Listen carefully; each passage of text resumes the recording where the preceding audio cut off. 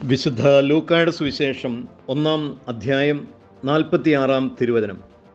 എൻ്റെ ആത്മാവ് കർത്താവിനെ മഹത്വപ്പെടുത്തുന്നു.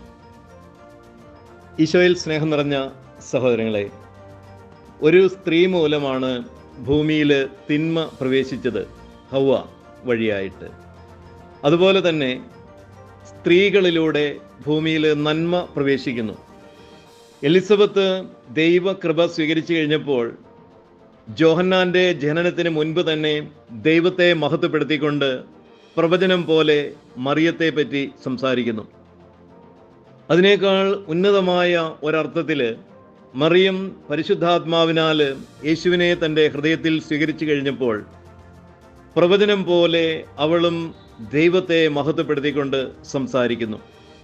മറിയത്തിൻ്റെ തീരുമാനത്തിൻ്റെ ഫലമായിട്ടാണ് ഈശോ ഭൂമിയിൽ ജാതനാകുന്നത് എന്ന് നമുക്ക് വേണമെങ്കിൽ പറയാൻ സാധിക്കും. ഇനി മറിയം കർത്താവിനെ മഹത്വപ്പെടുത്തുന്നത് കൊണ്ട് അവിടുത്തെ മഹത്വം വർദ്ധിക്കുകയോ കുറയുകയോ ചെയ്യുന്നില്ല. പിന്നെന്തിനാണ് മറിയം കർത്താവിനെ മഹത്വപ്പെടുത്തുന്നത്? ഇത് നാം മനസ്സിലാക്കുന്നത്, നമുക്കറിയാം ക്രിസ്തു പിതാവായ ദൈവത്തിൻ്റെ സാദൃശ്യമാണ്, അഥവാ ഇമേജാണ് എന്ന് നമുക്കറിയാം. അതുപോലെ തന്നെ നമ്മുടെ ആത്മാവ് യേശു ക്രിസ്തുവിൻ്റെ സാദൃശ്യത്തിലാണ് സൃഷ്ടിക്കപ്പെട്ടിരിക്കുന്നത്, ഇമേജാണ്. നമ്മുടെ ആത്മാവ് യേശുവിൻ്റെ ഇമേജാണ്. ഈ ഇമേജ് എന്ന് പറയുമ്പോൾ ഒരു വസ്തുവിനെ ഒരു കലാകാരൻ തൻ്റെ അഭിരുചിക്കനുസരിച്ച്, ചിത്രരചന അറിയുന്ന ആളാണെങ്കിൽ ഒരു ക്യാൻവാസിലേക്ക് പകർത്തുന്നു, ഒരു ശില്പിയാണെങ്കിൽ ഒരു കല്ലിൽ അല്ലെങ്കിൽ തടിയിൽ മറ്റേതെങ്കിലും വസ്തുവിൽ രൂപപ്പെടുത്തുന്നു. യഥാർത്ഥ വസ്തുവിനെ വലുതായിട്ടോ ചെറുതായിട്ടോ ഒരു ശില്പിക്ക് ആവിഷ്കരിക്കുവാൻ സാധിക്കും, അല്ലെങ്കിൽ ഒരു കലാകാരന് വരയ്ക്കാൻ സാധിക്കും.